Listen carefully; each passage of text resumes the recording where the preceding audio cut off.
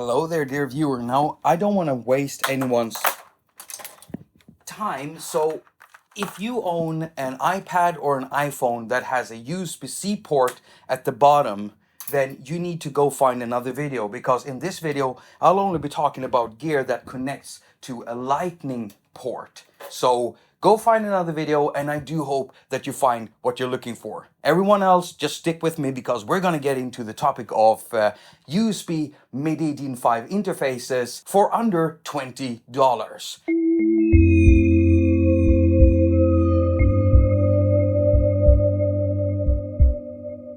Hello and welcome to haQ. My name is Jakob.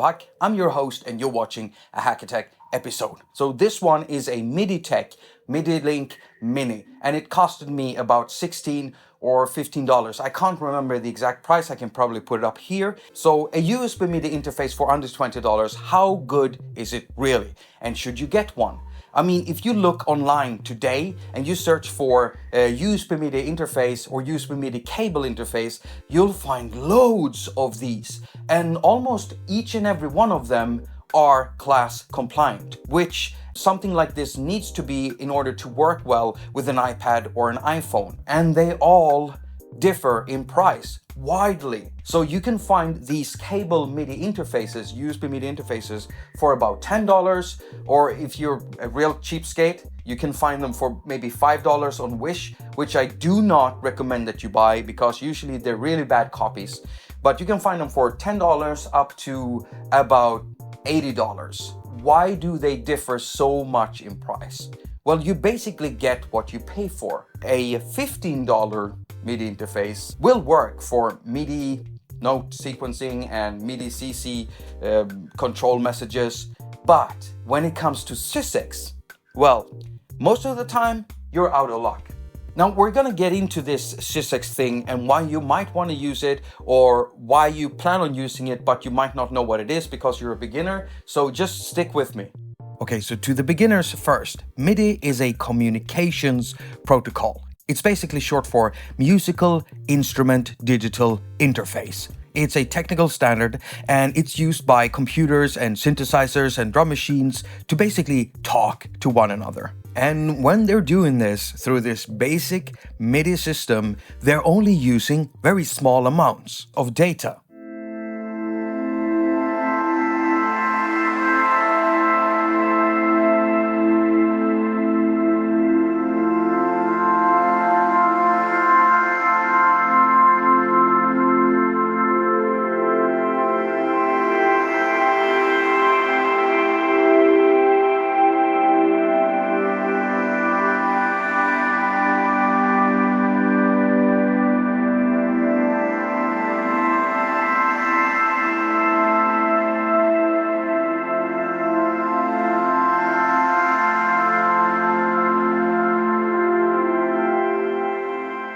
This is basically how MIDI started out, but MIDI has grown over the years, and very quickly manufacturers started implementing something called system exclusive messages, and that's shortened down to SYSEX.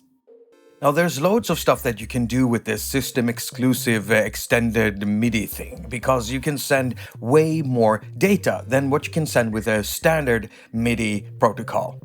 Now, since I'm not looking into making a 25-minute video on only SYSEX, I'm not going to explain it further than that. What's important here is that you understand that if you intend to do a lot of patch dumps, meaning sending big chunks of data containing a lot of presets, that might not work if you're buying a really cheap USB MIDI interface. Because a lot of these cheap cables do not support SYSEX. Okay, so hold on. It's not like all of these USB MIDI interfaces cannot support SYSEX. It's more like this. Many of these MIDI interfaces are built in such a way so they just simply don't have enough memory in order to store or maybe sometimes segment or buffer big chunks of SYSEX data. Meaning you'll end up with either a garbled mess of data coming through onto the other side, or you'll end up with no data at all because data is being lost, and so it just won't work.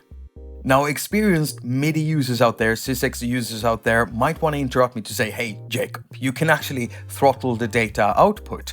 And yes, a lot of application developers, software developers will try to do that, meaning they slow down the data output, making it so that cheaper interfaces can actually handle the data output. However, this is not perfect, because in the end, the MIDI interface you're using can still muck this up for you. And to clarify this, I talked to an expert in the field. Now, I want to give an example here, and so I'm going to introduce you to Patchbase. Patchbase is an app that has several control surfaces, or editors you could call them, for various types of synthesizers. Now, with Patchbase, you can send presets from Patchbase right into your synth. Now, Patchbase also includes a librarian function where you can manage your patches and patch banks. And this is an app that people would use to actually import patch dumps from synthesizers and also export or send patch dumps into synthesizers. A clear case for when you need SYSEX. And that's the reason why I'm talking about this app in particular. Because it's when you start doing stuff like this, moving patch dumps back and forth using SYSEX, you'll get into issues if you've purchased a very cheap MIDI interface. However, many users won't even realize that this is the case. And so I thought, someone who makes an app like this has to at some point have had to tell people that maybe it's not his app that is the problem, it's the interface that they're using. So I'm gonna quote Chadwick here if I can find the email. So my question was basically, can Patchbase limit the data output from SYSEX files in order to have it work with cheaper MIDI interfaces that can't handle the data load? To your question, yes. Patchbase has a limit transfer speed setting which allows you to slow down the send rate of data coming out of the app.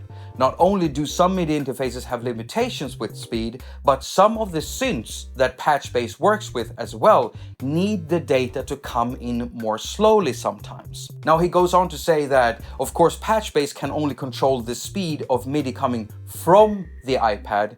If you're trying to fetch a bank from a synth to get that data into your iPad for saving to a file, etc., then a cheap MIDI interface might not be able to handle the large messages coming at it. One synth that comes into mind is the Yamaha TG33, which has pretty large bank SYSEX files. They are large enough that some Bluetooth MIDI interfaces can't fetch those banks because the size of the data coming from the TG33 is too big for the buffer on the interface. He also brings up Bluetooth MIDI, and I'm probably gonna make an episode about that too sometime in the future, but we're talking USB MIDI interfaces, and so this is a thing that happens to a lot of people. I see this all over the web, people having problems, asking on forums, why can't I get these patches into my synth? Why can't I get these patches out of my synth? And people try to tell them that, hey, what interface are you using? Maybe you're using a cheap one. Almost every time this is the case. In some cases, the developer can throttle down the speed of the data. But if the interface is too cheap and it doesn't have chips that can support the data transfer, then you're still gonna have problems. This is why you might want to go for a more expensive, more pricey interface. As many online has talked about that I saw, they seem to be recommending the ROLAND UM MK2. This one people seem to recommend a lot. And as you can see, it also has a box on it with a lot of electronics in it. And there's probably some bigger chips there that can buffer data. Now, the reason to why some of these SYSEX files can be rather big is because some of them might actually contain waveforms. And I think that might be the case for the Yamaha TG33. It might actually contain some extra data in there, like waveform information and stuff, and that makes the file much bigger. SYSEX, we're talking about maybe 500 kilobytes. We're going up now. We're going up towards the megabyte. And you know, that might not sound a lot to you, but it's a huge amount of data for MIDI. Now, I want to stop here to say price might not actually be a guarantee that something can do what you need it to do. what am I trying to say? Just because one of these USB MIDI interfaces will cost a bit more, it doesn't really guarantee that it can handle SYSEX that well.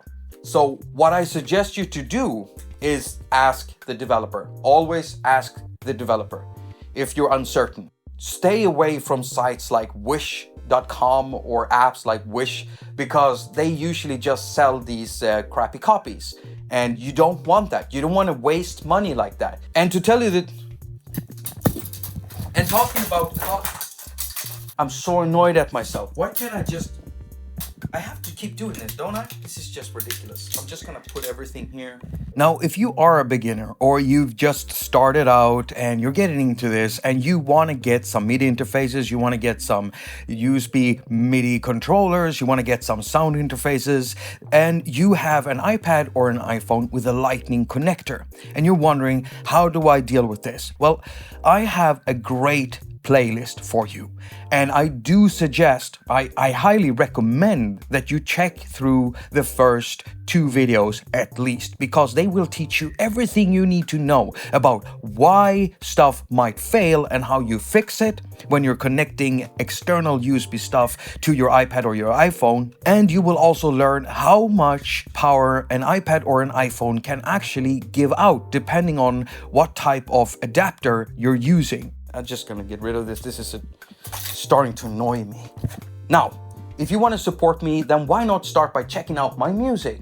I did release a track not too long ago with some weird English in it that I will fix for my real big release. I'm currently re-recording the track because I'm doing a few grammatical errors, but the song still sounds good. Yeah, either way, that track is also available on Bandcamp, where you can stream it or buy it. You can also find more of my music if you go to jakobhack.com/music. See, I released an album at the beginning of this year, and you might say, hey, Jacob, that's old news, that's pretty old music. But remember, anything you haven't heard before is new to you, and that is a good enough reason to check it out, right? Now, I also made a documentary where I talk about making that album. It's quite good. Why don't you be the judge of that? So go check that out. Now, if you want to support me in any other financial way, then you got Patreon and PayPal, of course. And then you can share and hit the like, subscribe, all of that normal stuff. All comments and ratings are very much appreciated, and as usual, I wish you a very productive week. Now go finger all of your stuff and have a lot of fun doing it. I've been trying to find you where black holes bends their light, where stars go to shine. Space will lie.